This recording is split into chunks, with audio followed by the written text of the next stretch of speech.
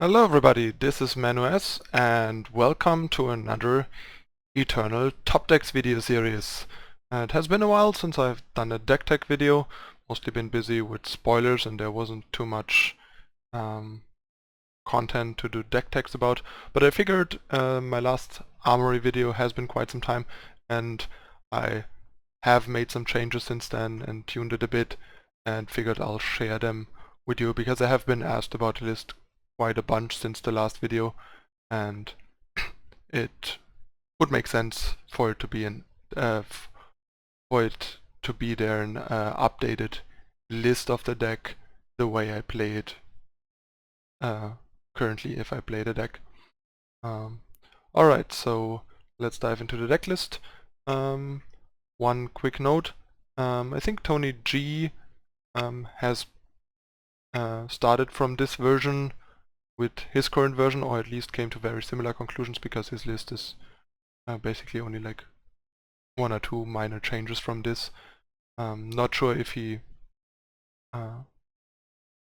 started with my list and made some minor tweaks to it, or if he just came up with similar results, just to address any potential comparisons or questions regarding that right off the bat. Alright, so let's talk about what changed compared to my last version. So one thing that changed is that I cut the 4 Sword of Icaria for Charchain Flail, simply because Sword of Icaria is sort of mediocre and only good in some matchups, and in a bunch of other matchups the card is almost dead, and Flail has this really nice flexibility to it. It has great synergy with the stashes.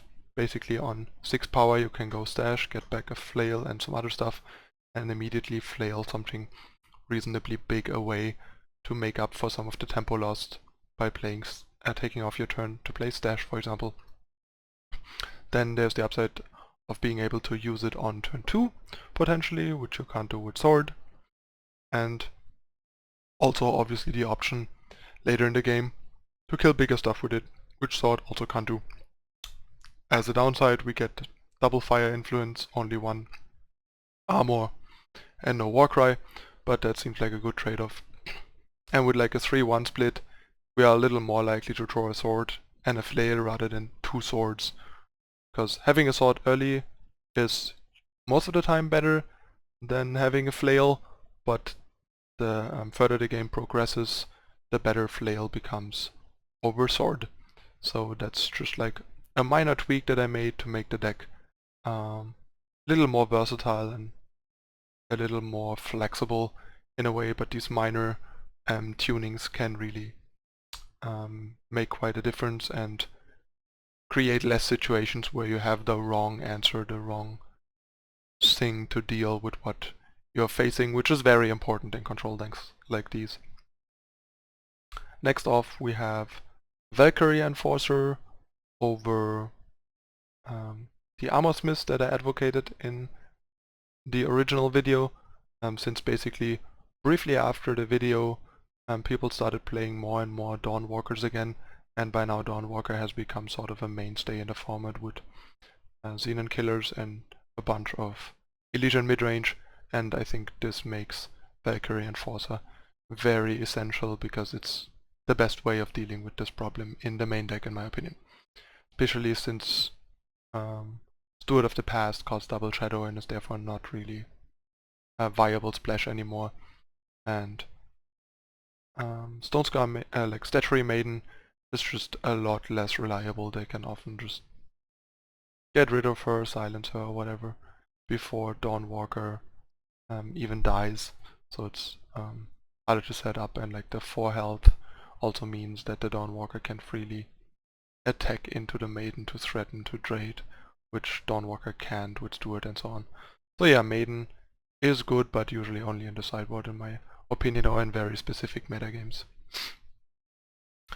And Valkyrie Enforcer just does a bunch of other things. There's just other stuff that is worth silencing occasionally. Just a very nice versatile additional answer without flooding on answers, because even if there's nothing to silence, it's still a decent card, and also being able to block small units is not irrelevant against low to the ground aggressive decks like Decklist, for example.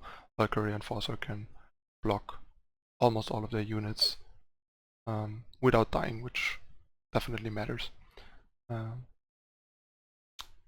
Then the other thing that changed basically is I cut one Justice Sigil, the 7th Justice Sigil, for one Rakano banner, since the fire influence amount was a little low, and especially with the one Flail, I really wanted it to be a bit higher, and this is a nice hedge to get it, like, get one extra fire influence into the deck, and in my experience, the downside of it being a banner has been pretty marginal. There's plenty of spots in the curve where you can play it depleted.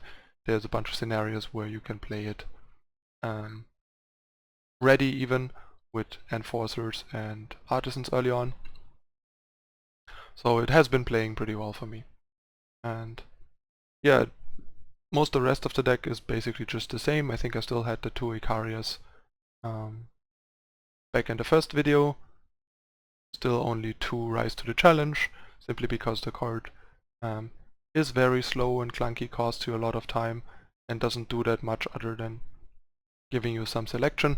So I like having 2 as sort of a catch-all in the mid to late game or in slow matchups, but I really don't want to see them all the time and early, because they can really cost you games against faster decks.